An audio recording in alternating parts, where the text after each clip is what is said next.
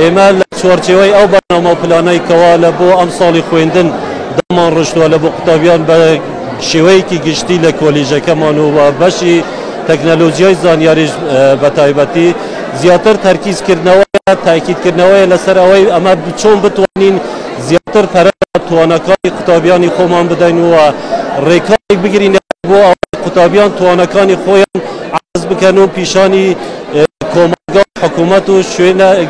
کەدی تایبەت و گشتی بدەن. هەر لەو چوارچێوەیەدا ئێمە بڕیارماندایە کەوا لە بوو سەرجام بەشەکان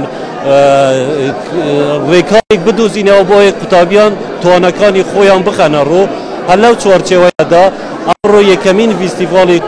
بەشی تەکنەلۆژیای زانیاری ئەنجامماندا کە بەشێکی هەرە زۆری قوتابیانمان بە پرۆژەی جیاواز بە بیرۆکەی جیاواز بەشدار بووینە لەم فیستیڤاڵەدا. زۆربەی هەرە زۆری پرۆژەکانیشیان حەزەکەم بە خۆشتان متابعەتی بکەن و چاوپێکەوتن دەگەر قوتابیانیش بکەن. هەموو پرۆژەکانیان پەیوەستن بە پێشکەوتوترین یاخود پێشکەوتوترین ئاستی تەکنەلۆژیان تێدا بەکارێنەوە کە ژیری دەستکردەدا. لە ئێستادا گرنگیەکی زۆری هەیە و زۆربەی پرۆژەکانی قوتابیانمان بە ژیری دەستکردەوە گرێدراون. ئەمن حەمەد مەحموود سەرۆکی بەشی تەکنەلۆژیای زانیاری لە کۆلێژی تەکنیکی سۆران. ئێمە ئەوڕۆ هەستین بە ئەنجامدانی یەکەمین فیستیڤاڵی زانستی بەشی تەکنەلۆژیای زانیاری لە کۆلێژی تەکنیکی سۆران. ئامانجمان لەو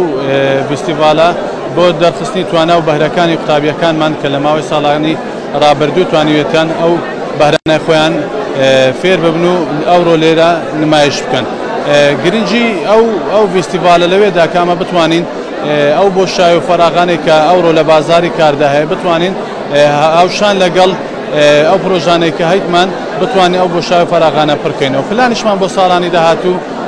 ئەوەیە کە زیاتر پرۆژەی باشتر و بە گوێرەی سەردەم کە بتوانیت لەگەڵ ڕۆژگار بگونجێت و پلانەکانمان ئەوەیە کە زیاتر بتوانین ئەو فیستیڤالێکە ئەوڕۆ کردمان چۆن بتوانین لەگەڵ بازاری کار شوێنیان بۆ بکەینەوە. ئەنجا پلانەکانمان لەوێ خۆی دەگریتەوە کە کەس لە ڕێگەی ئەنجامدانی وەرکشۆپ و هێنانی کەسانی شارەزا بۆ ئەوەی ئەو پرۆژانە خاوەن پرۆژەکان لە ڕێگای ئەو ئەنجامدانە و وەرکشۆپ و کۆڕ و ئەو سمینارانەی کە لە پلانمان وایە ئەنجامیان بدەین بتوانین شوێنی کار بیان گونجێنین لە فەراغ و شوێنیان لێ بکەینەوە لە بازاری کاردا. هەڵسەین بە دروستکردنی پرۆژەیەک بۆ پرۆژەی کۆتایی ساڵ گۆچانێکی زیرەکمان دروست کردووە. تایبەت بە نابیناکان بۆچی دروستمان کردووە هەتا وەکو هیوای دووبارە ژیانەوە بدەین بە نابیناکان وایان لێ بکەین ئەگەر بە ڕادەیەکی کەمیش بێ بتوانن پشت بە خۆیان ببەستن کاتێک پیاسەیەکی چوونە دەرەوە دەکەن پێویستیان بەوە نەبێ کەسێک دەستیان بگرێ یان پێیان بڵێ بەربەستێکت لە پێشە بەڵکو بەخۆی بەهۆی ئەم گۆچانەوە بربەستەکان دیار بکاتن. گۆچانەکە چۆن ئیش دەکا ئەگەر هەر بربەستێک لە دووری 50 سانتیمەتر بێتە پێش گۆچانەکە نابیناکە ئاگادارەکاتەوە ئاگادارکردنەوەکەی بە هەزەیەک و بەڕاستێکە ئەگەر بێت و تۆ لە شوێنێکی قەڵەبەڵغ بی حەزت لێ نەبی یعنی ئەوەکەی بێ جەڕەسەکەی بێ بێزارت بکە یاخۆ جەڕەسەکە دەتوانی بەو دوگمەیە کۆنتڕۆلی بکەیت و لێ بکەیت تەنها بە هەزەکە ئیش بکە لە کاتی ئاگادارکردنەوە نەک جەڕەسەکە. دوگمەی پێکردن و کوژاندنەوەی هەیە و هەروەها بە پاتریش ئیش دەکە ئەگەر پاترەکەی تەواو بێ دەتوانی پاترێکی نوێتری بۆ دابنیت. عەبدولغەفار فاخر قوتابی لە کۆلێژ تەکنیکی سۆران بەش تەکنەلۆژیای زانیاری بەژایمان کردووە بە پرۆژە وێبسایت کە کورسێکی ئۆنلاینە. ئەو کورس ئۆنلاینە کە ئێستا لە تۆڕە کۆمەڵایەتی فەیسبوک ڕێکلام شتی زۆر لۆکرێت. ئەو کورس ئۆنلاینە ئەتوان کۆنتاکتەکە لە نێوان ئەو فێرخوازێک کە بەشدارێکە دەگەڵ مامۆستاکە کاتوان سودی لەوەرگرین بۆ قوتابیانی پۆلی 12 خۆلی هاوینە یاخود بۆ ئەو کەسانی کە خاوەن کارن کە دەتوان لە ماڵ یان خود لە ئۆفیس بەشداری لەو خولەدا بکەن. من قوتابی سۆزان سەلم هەڵساوم بە ئامادەکردنی پۆستەرێک بە ناونیشانی دیبوێب چیە دیبوێب ئینتەرنێتی شاراوی زیاتر بەکاردەهێنرێ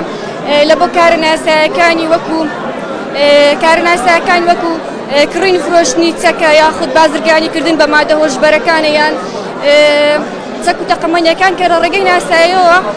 دزەیان پێ دەکرێت دەفرۆشرێن هەروەها بۆکو بازرگانی کردن بە دەستەی مرۆڤ بە شێوەیەکی گشتی. دیبوێب دەتوانین بڵێ 96 تۆڕە ئینتەرنێت دەگرێتەوە. کارەناسایەکان کە لە ڕێگەی دیبوێب دەکرێن زۆرن بەنات و داخڵی دیبوێبی ئەبی لە ڕێگەی برۆسەرێکی